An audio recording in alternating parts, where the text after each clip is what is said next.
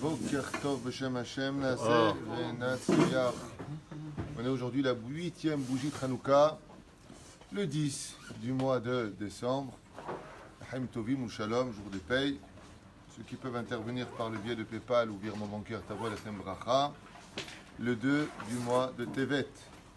Un nouveau mois qui s'ouvre à nous, Bezrat Hashem, en espérant que d'ici le 10 du mois de Tevet, nous n'ayons pas à jeûner de Kharabet Amigdash qui soit déjà à sa place et bien reconstruit. Amen. Amen. Jour dédié pour l'élévation de Marcel Batrassiba, entre autres. Lama Meira pour tous les malades d'Israël. On remerciera du fond du cœur aussi une personne extraordinaire, Shem Shurahayou, Daniel Bilar. Hashem Varechuto Bechol Asher Yaski Ve'atzliach Chaim Tovim Shalom. Daniel Megidesh. Daniel Megidesh, j'espère bien l'avoir prononcé. Dieu la bénisse pour son soutien. Velerzika Tatora, Perius Get, toujours le même. Dovan Benita, Todarabat Skilumzot Masim Tovim, Siman Dahan, Simon Dahan. Donc on remercie aussi Bezrat Hashem, Arzakat Avrechim, Patricia Slama. Que je vous lui ouvre les portes de la réussite. Amen. Et Valérie Coste, qui, Bezrat Hashem, prendra le shiur d'aujourd'hui, puisqu'elle a acheté ce shiur. Chaim Tovim ou Shalom, sa grande réussite, elle et toute sa famille, tout ce qu'elle désire. Amen ve Amen. On finira avec Yafa Ashur, Todarabah Mamash Mikol Alev, Dvorah Uzan, Shem Vrech Ota Bechol Ashertif Netaskid Tasliar. Bien entendu, quand je donne les noms, ça veut dire qu'on a reçu vos messages. Mathéo Léa Bekrouche, si j'ai bien prononcé, Todarabah Mikol Alev, de la même façon. Proche les mains pour tous les malades d'Israël. Amen, amen. On se quittera aujourd'hui avec. C'est un jour de vacances que j'ai donné à Vrechim, donc hier et aujourd'hui. Ils reviendront demain pour les Chavrutot. Qu'ils aient un petit peu l'opportunité d'être avec leurs enfants et leurs épouses pour Bezrat Hashem, pouvoir partager leur étude, leur sagesse et leur donner de la joie. Donc on n'est pas limité au niveau du temps, mais on sait que vous travaillez, donc on s'arrêtera à un moment ou à un autre. Yofi, s'il y a une chose qu'on apprend de la fête de Hanouka, essentielle, pour laquelle je dirais même qu'elle est l'âme de cette fête, ce sont l'éducation de nos enfants. Alors on va voir ensemble un petit peu, on va essayer de faire un petit jeu sympathique, je ne sais pas ce que ça donnera. Moi je pourrais le faire tout seul, mais je préfère le faire avec vous. De quoi est-ce qu'on parle dans l'éducation, ici? Quel a été le réel problème des Grecs avec Israël? Et de quelle façon on pourrait aujourd'hui changer les choses, si on y arrive, la malo. Alors je rappelle comme ça brièvement que les Yevanim n'étaient pas réellement contre la Torah, mais que la guerre de Yavan, des Grecs contre nous, a été de refuser que la Torah avait un droit de suprématie sur toutes les autres sciences. Voilà exactement où était le combat des Grecs. Les Grecs n'étaient pas anti-Torah. Alors vous allez me dire, mais je ne comprends pas, ils ont pourtant fait des décrets, plus de Shabbat, plus de Rosh Chodesh, plus de Nida, plus de Brit Mila. Comment on peut dire une chose pareille? Non. Ce décret est venu quand ils ont compris que le peuple d'Israël, tsaf, ça veut dire qu'il est au-dessus de toutes les nations. Ils ne l'ont pas accepté. Ils ont estimé que la Torah était une très belle science, mais qu'elle n'avait pas de suprématie sur ni les autres religions, et encore moins les mathématiques, la géographie ou tout ce qui s'ensuit. Voilà. Ça, la philosophie grecque. Ça les a profondément dérangés. Que tu dises que Moïse, le Moshe d'Israël, est un très grand philosophe, un grand démagogue, et qu'il aurait écrit la Torah lui-même, ça, il accepte, et ils vont plus loin que ça. Ils sont même prêts à reconnaître que Dieu leur a donné la Torah, tout comme l'Olympe aurait donné la science à la Grèce ou la philosophie à la Grèce. Pour eux, ils sont d'accord. Vous savez que les Grecs n'étaient pas du tout hostiles à l'imagination de plusieurs dieux dans le ciel. D'accord et ça s'est même suivi par deux sortes de dynasties dans le ciel chez eux. Il y avait les Grecs qui étaient attachés à l'Olympe, ouais, et puis il y avait Rome. Et ils ont même changé parce que chez eux, ils s'appelaient comment leur dieu principal? Zeus. Et chez les Romains, Jupiter. Ouais.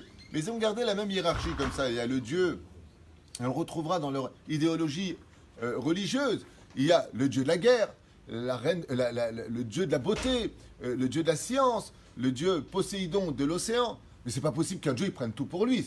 C'est pas possible. Même on le voit dans les gouvernements. Quand le président il est président, il a plein de ministres. Il ne peut pas tout prendre lui, il ne peut pas tout gérer. Eh bien nous on dit Hachem Echad. Il n'y a qu'un seul Dieu. Il n'y a pas le Père, ni le Fils, ni le Saint-Esprit. Il n'y a que Dieu et il est unique.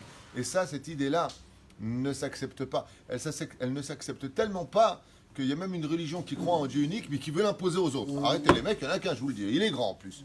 C'est ce que je veux dire. Donc, à partir de ce moment-là, il y a une guerre qui s'est dévoilée, et ils savaient, les Grecs, qu'en réalité, pour pouvoir cesser et mettre fin à un avenir, eh bien, il faut s'adresser à la jeunesse. Ce qui fait que vous l'avez bien compris, les dossiers les plus importants dans la vie d'un juif, c'est l'éducation des enfants, pour lequel rien au monde ne doit passer avant. Les Grecs s'en sont pris essentiellement à nos enfants, puisque à l'époque on donnait le biberon, vous savez, dans un keren shor, dans une espèce de corne, on nettoyait parfaitement, et ensuite on mettait le lait là-bas, l'enfant devait téter, c'était la tétine de l'époque, et ils avaient marqué là-bas, en fin de compte, de quoi oublier tout notre judaïsme. Voici les dieux qui t'ont fait sortir du pays d'Égypte, il n'y a pas d'autre dieu que la science, et quelque part, eh bien, on peut être un Oved Avodazara quand on n'est que scientifique. Ce n'est pas que les scientifiques n'ont pas leur place dans le judaïsme. Au contraire, la Gemara nous dit que si les scientifiques t'enseignent quelque chose, eh bien, crois-les. Tu as le droit de croire ce que disent les scientifiques. Mais s'ils t'enseignent, eux, la Torah, ne les suis pas.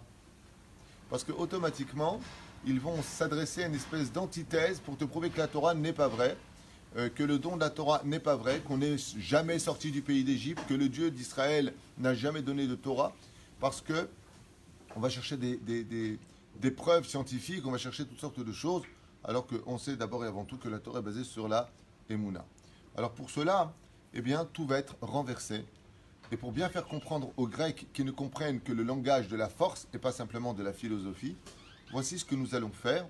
Nous allons, nous les Juifs, commémorer tous les ans, à la même date, le 25 du mois de Kislev, deux événements. Un événement qui s'adresse, un événement qui s'adresse au corps et un événement qui s'adresse à l'âme. Ces deux événements-là, qui s'adressent au corps et à l'âme, vont se diviser par deux dimensions dans la fête juive que nous commémorons tous les ans, qui est, petit 1, réaviver la neshama, ce qu'on va développer aujourd'hui plus que l'autre, la neshama de nos enfants, parce que cette neshama-là est la chose la plus essentielle à faire briller dans nos vies, et il y a aussi le corps physique. Alors vous savez qu'on a l'habitude dans la tradition juive de diviser ces fêtes en deux fêtes, le corps pour Purim et l'âme pour Hanouka. Ah ben, ce n'est pas tout à fait juste. C'est vrai, mais ce n'est pas tout à fait juste. Parce que dans la fête de Hanouka, justement, il y a ces deux dimensions. Il y a réaviver l'âme à travers l'allumage des bougies, qui est une chose pour elle-même. Et dans le Birkat Hamazon et la Hamida, nous allons inclure un autre Noussar, où bizarrement, je dirais que presque comme une roue de secours, va apparaître l'allumage des bougies à la fin du texte, où on va dire voilà. Et on a allumé les bougies à l'intérieur. C'est dit en quatre mots, quoi. Je veux dire, on n'en parle pas plus de l'allumage des bougies, alors que normalement, dans le texte, on aurait dû dire, et on aura le mérite toutes les nuits d'allumer les bougies en souvenir des bougies qui ont été retrouvées. Enfin, fais-moi un texte, waouh! Non. Le texte s'attarde sur une guerre physique.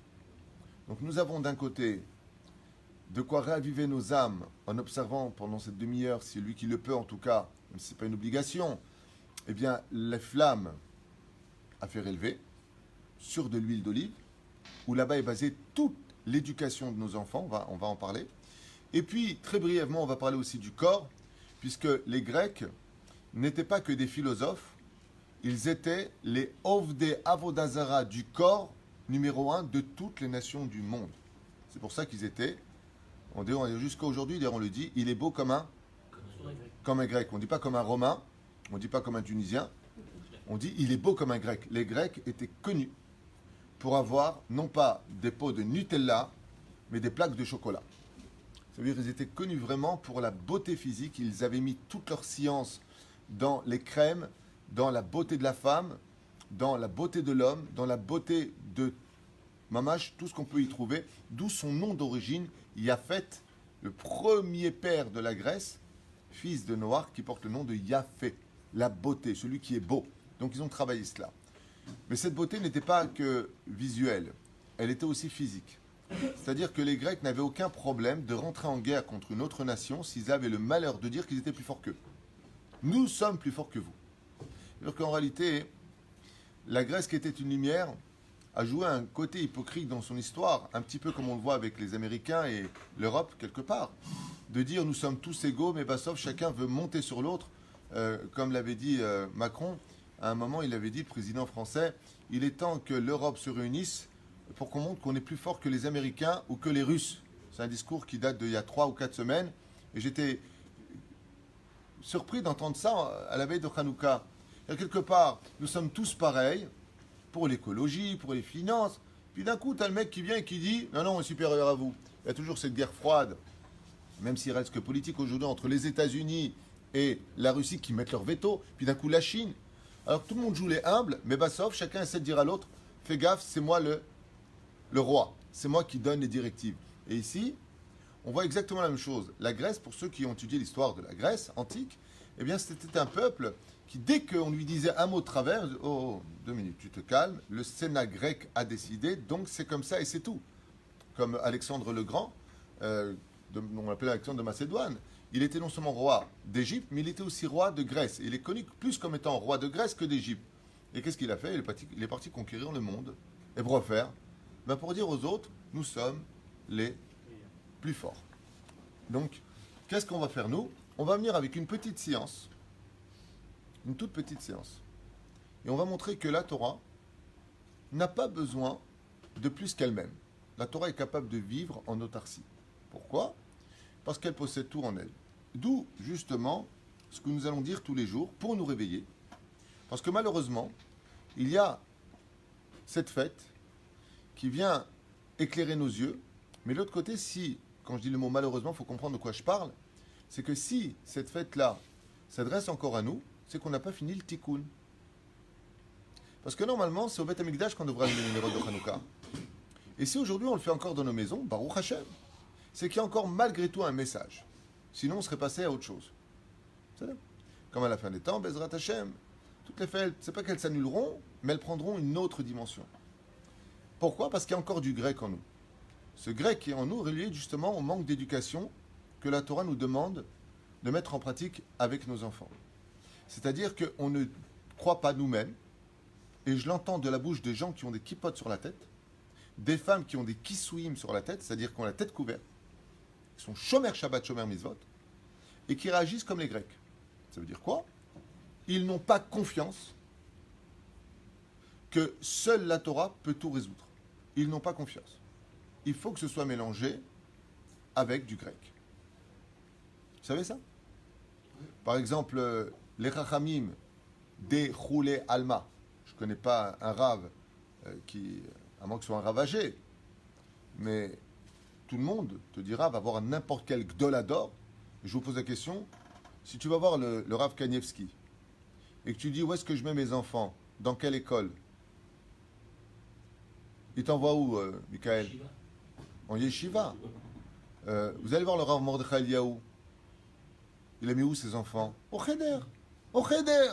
Qui passe Rouga, ouais. Rabbi Nachman, qu'est-ce qu'il écrit à propos de l'éducation ? Yeshiva. Il n'y a pas un Gdolador de n'importe quelle tendance confondue, y compris le Rabbi Lubavitch, qui te dit pas, mets ton fils au Cheder. Et vous avez les parents qui vont te dire, ah non, pas du tout, non, mais qu'est-ce qui va devenir le pauvre ?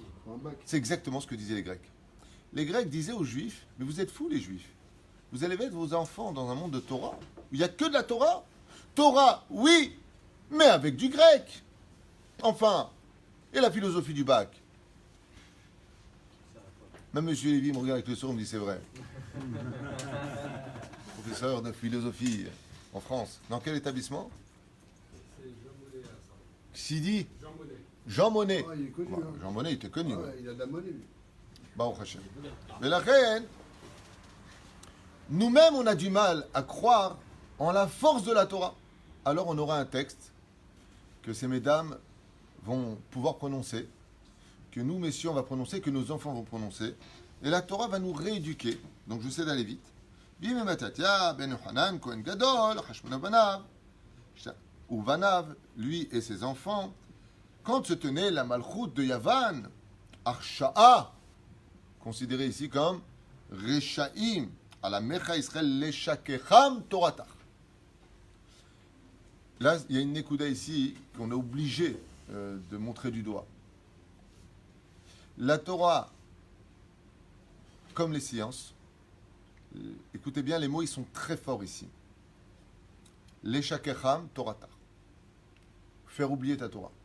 Vous avez remarqué que quand on passe des diplômes, d'accord? Vous allez faire votre bac. Allez, on va pas aller très loin, le baccalauréat. Puis après, tu vas faire mention 1, 2, 3, ce que tu veux, ou médecine, comme Dr Naoum ici présent, ou tout ce que vous voulez. Qu'est-ce qui se passe? Après avoir étudié pendant 2 ans, 3 ans, dans des cahiers, dans des livres, les examens que vous devez passer. Le jour où vous avez votre diplôme, qu'est-ce que vous faites de ces livres, s'il vous plaît? On les jette, poubelle. Je vous affirme, Monsieur Lévy, que vous prenez les meilleurs élèves que vous ayez eus en philosophie, vous leur demandez après qu'ils aient eu leur bac, qu'est-ce qu'ils ont fait de tous ces cours? Ils les ont oubliés. Ils vont avoir des bribes, mais ils ne vont pas les vivre. Regardez bien ce qui a marqué dans le texte. C'est une étude qu'on aurait peut-être dû faire le premier jour de Hanouka, mais on le fait le dernier. Pourquoi? Je fais ce que je veux. C'est pas que tu vas pas l'étudier, cette Torah. Étudie-la! Mais tu vas l'étudier comme toutes les sciences. Tu vas l'oublier après. Où sont tous vos livres de médecine? Non, mais répondez-moi. À la poubelle. Il le dit. Où ils sont tous les... Et ça coûte cher en plus. C'est une fortune. Avec le squelette comme ça, et tu ouvres comme ça, et tu vois les os, et tu ouvres comme ça, et tu vois la colonne vertébrale. Mais ils sont où tous ces livres? On les a oubliés à la poubelle. Les Grecs voulaient que notre Torah soit étudiée exactement comme les mathématiques, où une fois que tu as eu ton brevet de professeur de maths, eh ben, tu le jettes, quoi. Les Shakecham Torah. Étudie ta Torah, mais tu la mets de côté. C'est comme tu rentres dans une chambre d'un enfant, tu as les livres de Torah, puis à côté, tu as les livres de philosophie, puis tu as le livre des maths, puis ils sont à côté les uns des autres. Est-ce qu'on a le droit de faire ça? Non. Est-ce qu'on a le droit d'étudier des maths et faire ses devoirs dans une synagogue? Non, c'est assourd. C'est assourd. La Torah, elle monte au-dessus. Alors je vais essayer d'aller vite parce qu'on n'a pas commencé le cours. Les Shakecham Toratach ou la Aviram Mechuke Retzonach. Pas simplement te faire oublier ta Torah, mais les Grecs voulaient créer le premier réformisme de l'histoire. Tu n'es pas obligé d'être toi-même ce que tu vas étudier. Ou Aya Omer. Non. La Torah, c'est très bien. Et tu l'entends de la bouche de gens qui ne seront pas Shomer Mitzvot sans juger personne. Je fais un état de fait. Hein. Je suis là pour parler de Torah, pas pour juger les autres. Mais j'explique. Tu as le mec qui vient et te dit comme ça, comme je disais tout à l'heure, le juif grec. Non, Baba, la Torah, elle est bien. Moi, j'aime bien la Torah. Attention, Hazve Shalom, sur la Torah. J'aime bien la Torah. Mais donc, tu es Shomer Shabbat, Shomer Mitzvot, tu manges kasher. Non, on n'est pas obligé d'être comme ça derrière les lois. Ou pire encore. Je vais vous raconter une anecdote que j'ai lue dans un midrash qui m'a fait énormément rire. Il y a un midrash, j'ai oublié où est-ce que j'ai étudié, il y a plus de 25 ans, de ce midrash, Mina Shamayim 25, où j'avais lu là-bas en hébreu que les Grecs disaient aux Juifs, ne sois pas trop religieux. Je ne sais pas si vous entendez cette phrase. Al tiye dati kitsoni. Sois pas trop religieux, pas trop. Donne un petit peu. La mezouza, ça t'engage pas. Bon, tu es allé, tu la places. En plus, c'est un beau gris-gris, ça va te protéger des démons ou des esprits qui rentrent dans ta maison. Ah ben, sois pas trop religieux. Le football, le Shabbat, pourquoi pas au stadion? Sois pas trop religieux. Dieu, c'est dans le cœur. La philosophie, elle est dans le cœur, elle n'engage pas dans la vie. Comme l'a dit Aristote lui-même, c'est pas parce que j'enseigne les maths que je suis un solange ou un triangle ou un carré. Je l'enseigne. Je suis pas obligé de le vivre. Donc, sois pas trop religieux. Il n'y a pas plus grec au monde que celui qui dit des phrases pareilles. C'est à lui que s'adresse particulièrement la fête de Hanouka. Alors vient le texte, parce que je suis obligé d'avancer, qui dira comme ça. Ve'ata dans ta grande miséricorde, ammatalem be'et saratam, les Juifs ont senti que malheureusement ça commençait à glisser, ils ont commencé à organiser des matchs de foot pendant Shabbat, l'Eurovision pendant Shabbat, Dafkatou pendant Shabbat, qui est l'identité du Juif. Ravta et Rivam, et toi-même tu as pris cette guerre entre les mains. Danta et Dinam, tu as jugé leur jugement. Nakamta et Nikmatam, et tu as vengé leur vengeance, notre vengeance en deux mots. Masarta, et écoutez bien, Giburim Beyat Halashim, les mecs qui étaient taillés en V, les Troyens, armés jusqu'aux dents, spécialistes du combat.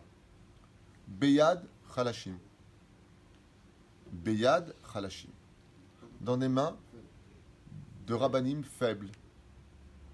Il y a quelqu'un qui m'a raconté une histoire, et j'ai oublié le nom du rav, dommage. Quelqu'un qui avait fait du sport de combat style MMM ou je sais pas quoi, là, un truc vraiment, il se tapait. Et une fois, il a emmené voir un très grand tzaddik, j'ai oublié le nom. Pas très connu, mais malgré tout, son nom est sorti plus tard. Et son copain lui a dit, tu pourrais te battre contre un homme comme lui. Il lui a dit, écoute, je n'arrive même pas à lever les yeux pour le regarder. J'arrive même pas à lever les yeux pour le regarder, il lui a dit. Tellement il y avait de la gdoucha en lui. Yaakov Avinu alav shalom, il s'est battu contre un ange. On l'a jamais vu une seule fois faire des arts martiaux. Pas une seule fois on a vu qu'il s'est entraîné. Mais la Torah vient nous dire, quand sont sortis qui? Les Kohanim. Qu'est-ce qu'ils faisaient les Kohanim? Ils servaient dans le Beth Amikdash. Ils ont pris les armes, ils sont sortis. Akadosh Baruch Hu était avec eux. Ça ne veut pas dire qu'on ne doit pas avoir d'armée, qu'on ne doit pas s'entraîner. C'est juste que la Torah te remet en face des yeux. Qu'est-ce que peut te donner l'énergie de la Torah dans ta vie? Eh oui, des hommes forts dans la main d'hommes faibles. Rabbim, très nombreux. On parle de centaines de milliers de soldats. Be'ad Me'atim. Au niveau quantitatif, ça ferait peut-être un homme pour 1000 ou pour 10 000. Je ne sais pas. Urshaim Beyad Tzadikim. Pourquoi on parle de ça? Vous savez, la différence entre un tzadik et un rachat dans ce qu'on parle ici. Des fois, quand tu viens pour te taper contre quelqu'un, tu lui mets une droite. Le mec, il tombe par terre. Comment tu vois la différence entre l'animal et l'homme? Des fois, dans la vie, il faut se défendre. Quand on t'agresse, abat leur gerhach comme leur go. Mais quand est-ce que tu reconnais la personne quand elle est pourrie, que c'est une âme animale? C'est que quand l'autre il est par terre, celui qui a un semblant de tzaddik, il le laisse. Il le retourne, il le met sur le côté pour pas qu'il s'étrangle avec sa langue.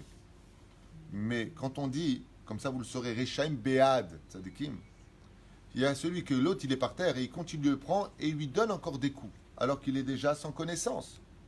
Il veut l'handicaper, il veut lui faire perdre, il veut l'humilier dans sa mort.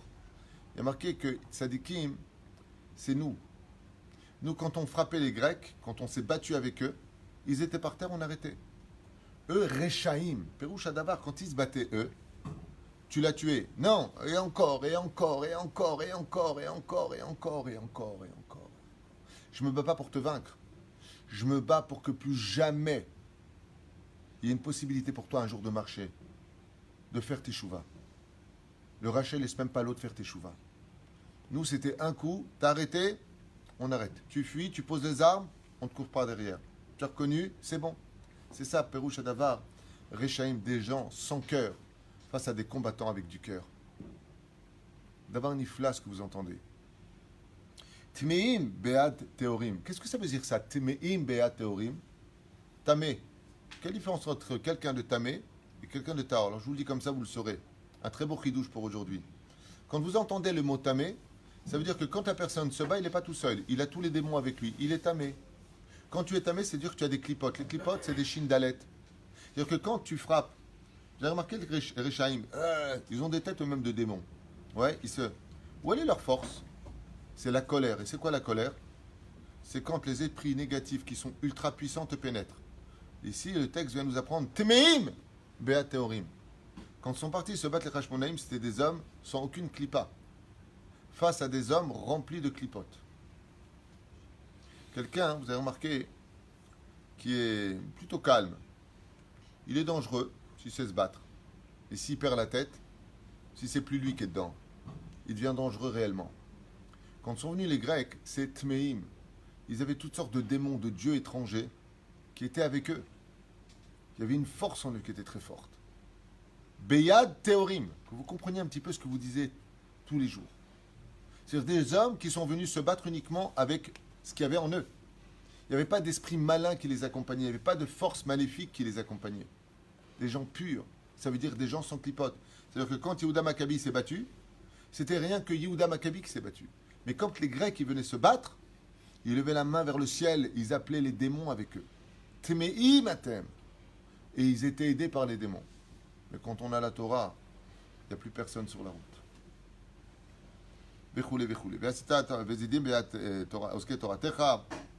Des gens remplis de mauvaises sciences de Chol face à Beyad Oske Toratecha, des gens qui étudiaient la Torah. Lecha sit Hashem Gadol Vekadosh, et à la fin on parle de ça. Alors je vais m'arrêter là parce que la suite vous la connaissez. C'était juste une parenthèse pour vous dire que physiquement on leur a mis une grosse tannée, puisque après cet événement-là de la Grèce, eh bien, on n'a plus jamais entendu parler de la Grèce. Elle s'est effondrée. C'est comme avec Adrien et l'histoire de Bétar.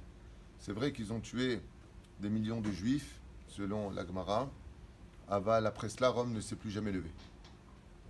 Chers amis, je vous ai parlé tout à l'heure de l'éducation, qui est comparée justement à l'olive. Eshtecha kegefen poria, banecha keshtile zetim. Quel rapport y a-t-il entre la femme et le raisin, l'enfant et l'olive? La femme a des qualités, mais elle est rouge. C'est-à-dire au niveau des couleurs, elle est considérée comme midatadine, comme le raisin qui est en général rouge ou alors blanc. Inachinami. Les filles à Sod, les couleurs rouge et blanc représentent l'humilité dans le judaïsme. Quelqu'un qui a rougi, c'est qu'il a eu honte, vous l'avez dit. Ça représente l'humilité. La deuxième force de la femme, pourquoi elle est comme le raisin? Parce que tu plantes un grain et elle te donne des millions, des milliers ou des dizaines de milliers de grains. Quand tu plantes une vigne, tu mets un grain et quand ça pousse, c'est un eshkol, comment on dit un eshkol en français? Oui. Donc, vous avez des dizaines de grappes qui vont sortir de cette graine unique qui a été plantée. La femme, elle est unique. Tu lui mets une graine, tu lui donnes une cuisine, elle te fait manger des dizaines de personnes. Tu lui donnes une seule semence et elle te fait des enfants qui vont en faire des centaines d'autres avec les générations. L'enfant, par contre, est comparé à l'olive. L'enfant est amer. L'olive, elle est amère. L'éducation, ça veut dire pas l'enfant. L'enfant, c'est un tzaddik. Mais l'éducation est très dure avec les enfants. Mais quand tu sais la concasser comme il le faut, quand tu sais faire sortir le meilleur de lui, au lieu de descendre constamment tes enfants. Et je fais une parenthèse importante, s'il y a qui écoute ce shiur. Hier, quelqu'un m'a posé la question, il m'a dit, c'est quoi un rachat dans la Gdara selon vous, dans cette génération? Je lui dis, un rachat dans cette génération, c'est celui qui passe son temps à descendre les autres. Tu vaux rien, t'es rien, tu auras quoi tu ressembles, t'es un pourri, tu es. Il y a beaucoup de gens, malheureusement, même dans notre peuple, on peut en trouver, pas beaucoup chez nous, mais qui sont constamment en train de descendre leurs enfants, leurs femmes, leurs familles. Devise d'ailleurs principale du pervers narcissique, de constamment descendre, de faire perdre confiance. La fête de Hanouka vient nous apprendre qu'on a eu confiance, alors on a vaincu. Il faut constamment ne jamais oublier que dans le travail du Keshtile Zetim, cette tige de l'olive qui va être concassée, eh bien il va falloir, comme l'olive s'élève au-dessus de tout, il est très important de relever nos enfants. De ne pas lui dire t'as un as, tu t'es pas levé à la prière, t'as un as parce que t'as eu 10 sur 20. Mais n'oublie pas de relever tes enfants. Parce que si tes enfants n'y arrivent pas, des fois, c'est souvent dû à un complexe d'infériorité avec leur frère, avec un camarade à l'école. Donc n'oublie pas que l'olive, une fois qu'elle est concassée, devient liquide. Et que ce liquide devient spirituel, puisque vous savez que l'huile d'olive vient du Olam Haba, selon le Zohar. Mais la rimoto. Pas faire de lui un dieu. Chas v'shalom. Il est important de relever nos enfants, de les mettre en confiance, de leur apprendre la politesse, la qualité de la vie, de leur apprendre à dire Toda. Maintenant, je m'adresse à vous. Qu'est-ce qu'on apprend de la menorah? Qu'est-ce qu'on apprend de l'allumage? Qu'est-ce qu'on apprend de l'huile d'olive? Et qu'est-ce qu'on apprend de la flamme qui monte, ou plutôt que l'on doit faire monter dans l'éducation? Première chose, c'est à toi de préparer la menorah. N'attends pas que l'enfant se prépare tout seul à l'éducation. C'est un rebelle. Les enfants sont égocentriques depuis leur naissance. Yetzerara, la petach rovetz. Ils sortent du ventre de leur mère, ils sont habillés par le Yetzerara. Donc n'attends pas d'eux. La première chose, prépare. La deuxième chose, Be'ezrat Hashem, fais en sorte que ton enfant soit une lumière pour les autres. Pas simplement pour lui, mais qu'il soit un Kiddush Hashem, qu'il sache se comporter chez les gens. Que quand on voit quelqu'un qui est éduqué sur le chemin de la Torah, on dit regarde, la vérité, quel enfant merveilleux il a.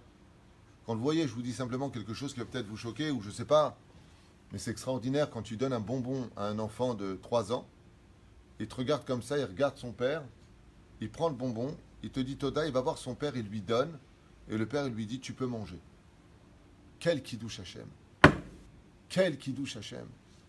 Il ne sait pas si c'est cachère comme son papa l'a éduqué. Est-ce que les gens se vexent de ça ou est-ce que les gens ils applaudissent ce genre d'acte? Ils sont tous contents. On est surpris, on est waouh. On est waouh. Quand tu vois Baruch Hashem que l'enfant quand il vient à un cours de Torah, bon on n'est pas tous des images, hein. Il faut se méfier des enfants qui sont calmes et jeunes, en général c'est des tornades quand ils grandissent.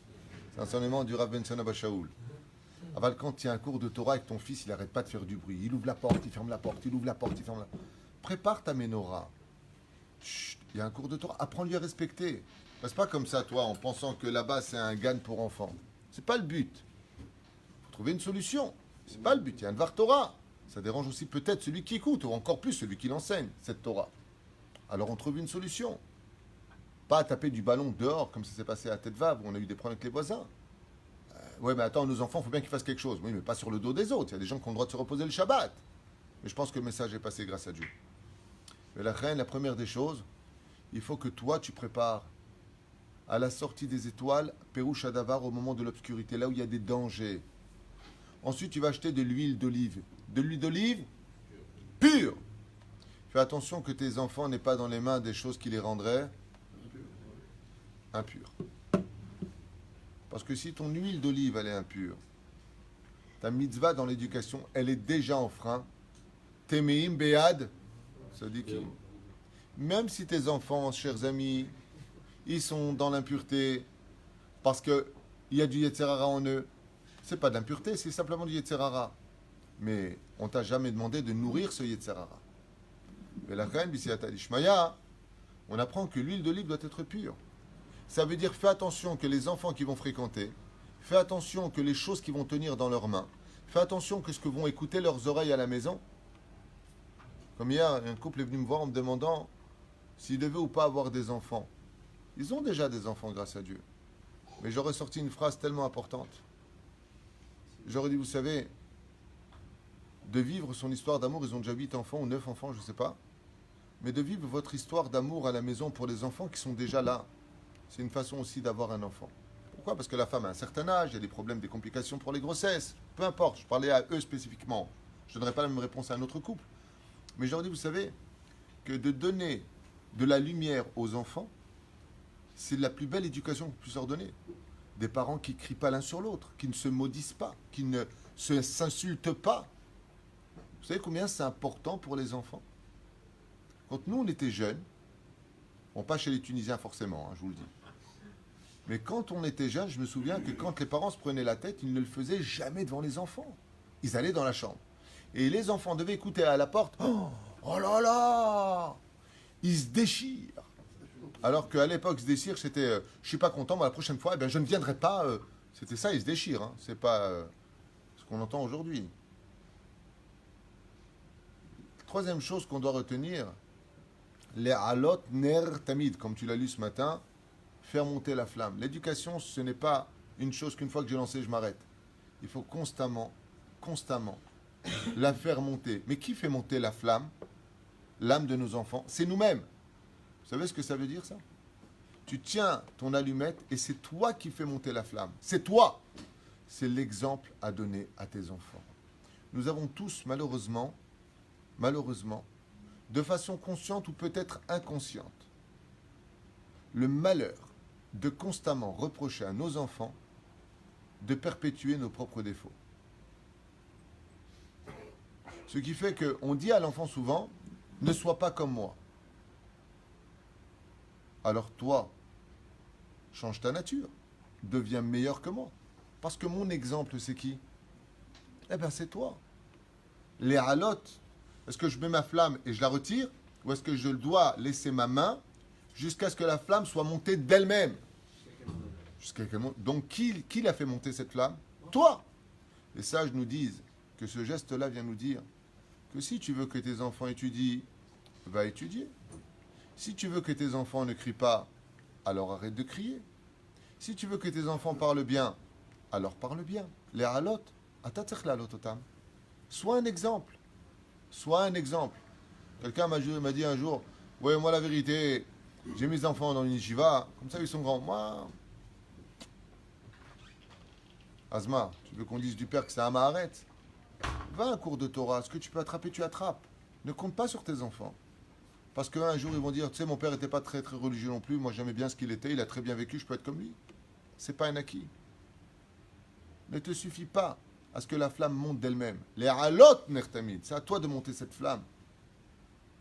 Okay? Mais ce travail-là, il se fait comme la ketisha, c'est-à-dire, quand tu vas pour aller travailler cette huile d'olive, il va falloir la concasser, la concasser, la concasser, la concasser. Quand tu rentres le soir à la maison, tu es fatigué, c'est pas grave. Prends sur toi, investis. Mon fils, Mashlampra, qu'est-ce que tu as appris à l'école? Montre-moi tes devoirs. Papa, le professeur m'a dit que tu l'as appelé hier. Pourquoi tu l'as appelé? Pour savoir comment ça se passait dans la classe. Il m'a dit de belles choses sur toi. Ou il m'a dit que tu parlais un peu trop. Quoi, tu as appelé mon professeur? Tu t'intéresses à ma vie? Tu t'intéresses à ce qui se passe dans mon univers quand je suis dans une classe? Oui, d'ailleurs, j'ai entendu que tu avais un problème avec un garçon qui s'appelle un tel. Vous savez ce que c'est pour un enfant? Tu t'intéresses à moi. Waouh! Tu débarques à l'école pour savoir comment que ça se passe. Tu viens aux réunions des parents d'élèves. Waouh! C'est ça, faire monter la flamme de ses enfants. Pas, allez, va dormir! Yitzhak! Il est 9h, tu te lèves demain, va dormir! Non. Je suis crevé, moi aussi, j'ai pas envie de me lever. Non, non, non. Yitzhak, viens, on va au lit, chéri. Tu le bordes. Tu t'assois à côté de lui, prends une chaise, tu lui fais faire le schéma Israël. Vous savez ce que c'est pour un enfant qui voit son père ou sa mère prendre le temps de s'asseoir près de lui parce qu'il va faire son schéma Israël? Ve'ahavta, il va pas le faire son Ve'ahavta. Non. Il a son père ou sa mère qui est près de lui. Histoire. Et s'il ne sait pas la raconter, il achète un livre, il y a des petites histoires. C'est ça, faire monter la flamme de ses enfants. Que quand ses enfants ils parlent mal, c'est honteux de parler comme ça, c'est pas joli. Mais papa, toi-même, tu parles comme ça. Zéperoucha Davar. Est-ce que vous avez d'autres exemples à me donner de ce qu'on apprend d'une menorah qui monte? Si tu peux me permettre Oui. de préciser un point. Oui. On appelle celui qui allume les bougies le shamash. Et important de le dire, c'est comme le shamash. C'est celui qui transmet ses lumières, et une fois qu'il l'a transmise, et que le maître qui a enseigné, il se retire pour laisser les lumières monter par lui. Il a fait Méode. Très très bel exemple. Il parle du shamash qui est là.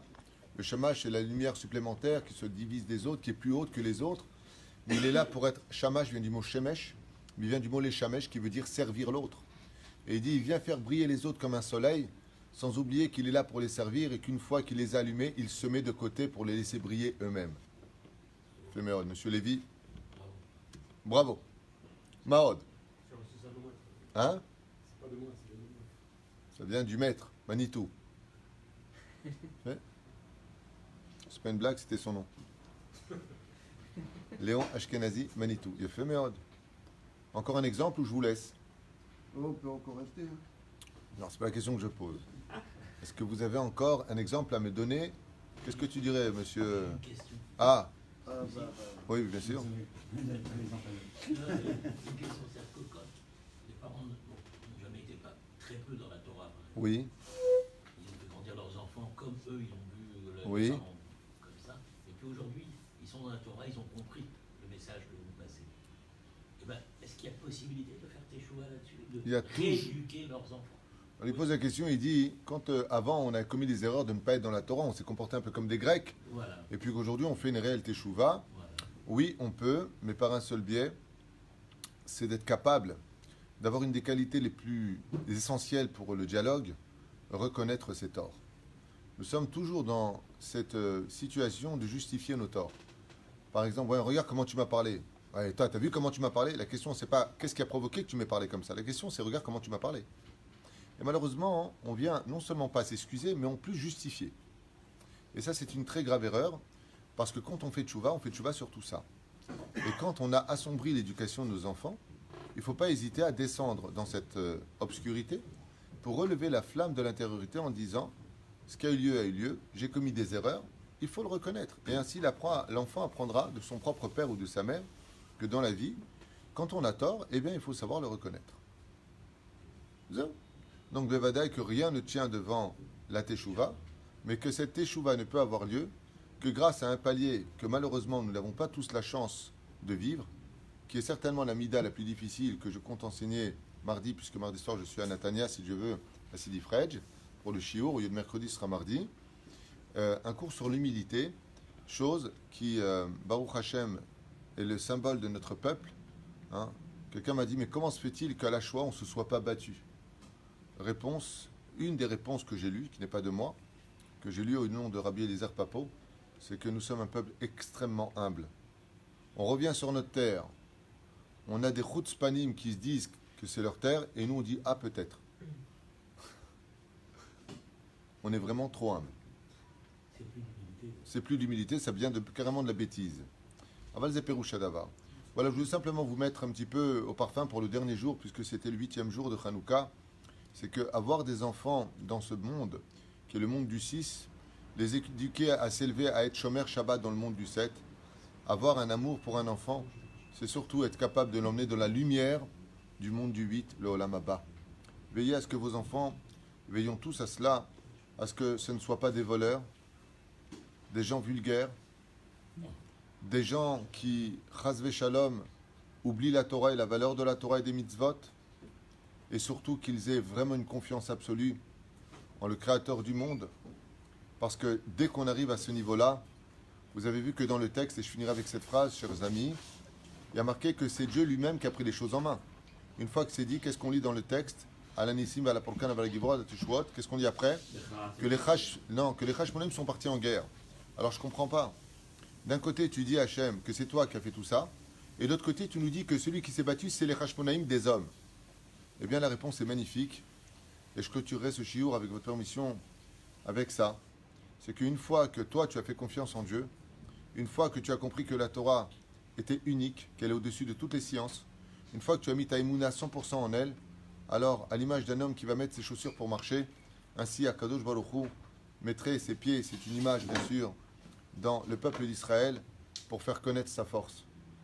Il n'y a pas de controverse, il n'y a pas de contradiction dans le fait que c'est nous qui soyons sortis en guerre, et de l'autre côté, Dieu dit « Je suis sorti en guerre ». Quand le peuple d'Israël sort en guerre, c'est Dieu qui chausse sa force par les enfants d'Israël pour montrer sa force. Mais tout cela peut appartenir qu'à une seule chose, c'est que pour mettre ses pieds dans des chaussures, il faut que les chaussures aient la taille du pied. C'est-à-dire que si c'est trop petit, ça ne rentre pas. Si c'est trop grand, on marche mal. Trouver la bonne mida. Et c'est ce qu'ont fait les Hébreux. Ils ont trouvé la bonne mesure d'être capable de dire à Dieu, ça y est maintenant, tu peux te dévoiler par nous pour faire la guerre à l'impossible quand la nature se plie face à la Torah. C'est tout l'enseignement de Hanouka. La nature n'existe pas quand on est face à une éducation réussite. On peut défier même 2018 de l'ère vulgaire où aujourd'hui tout est n'importe quoi grâce à la Torah. D'avoir des enfants qui restent les enfants d'avant, des enfants évolués, mais des enfants qui savent respecter les parents, des parents qui savent respecter les enfants, des beaux-parents qui savent se tenir à leur place et ne pas se mêler constamment de la vie des couples, d'être capable de savoir qu'un rave, c'est pas un pote, que de savoir qu'un Talmid Racham, c'est pas ton copain pour parler de lui, de savoir respecter les lieux des synagogues sans parler, de se tenir à sa place, de savoir où tu es pour être capable de laisser vivre l'autre là où lui doit Baruch Hashem grandir. Si on arrivait à tout cela, que les enfants savaient jouer le rôle de l'enfant et pas le psychiatre des parents. On est dans une génération aujourd'hui, les parents, quand ils ont des problèmes, c'est les enfants qui vont le résoudre. Comme dans les couples divorcés, c'est un truc de fou. Tu as les parents qui se servent des enfants et les parents qui disent aux parents des choses que j'entends de mes propres oreilles. Mais maman, c'est moi l'enfant, c'est pas toi. C'est pas moi de te résoudre ton problème. C'est moi l'enfant. C'est à toi de me résoudre le problème. Et quand on arrivera à tout cela et que chaque bougie sera à sa place, vous voyez, les bougies ne se touchent pas, elles sont chacune bien différenciées l'une de l'autre. Azbe'ezrat Hashem nagia le chinuch hamiti, et une lumière qui nous éclairera nous, mais aussi tous ceux qui nous regarderont, parce que la Shekhinah résidera sur nos têtes. Baruch Adonai Leolam. Amen. Zak, Moro.